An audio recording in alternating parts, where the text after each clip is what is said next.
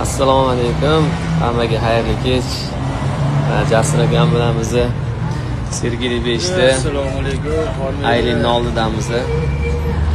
Qoron chiqdi, to'ydan chiqdik.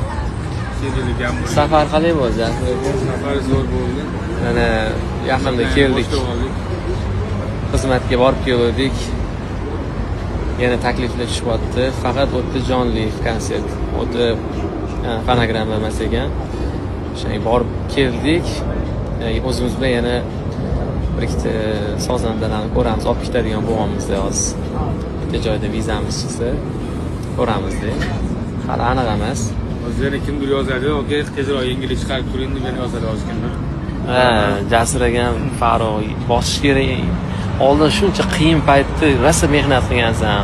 Hozir mana Instagramni o'zida ko'tarilib yana bosish kerak deb o'raldi. Ashulalar ko'p. Nima deysizlar? Fikringlarni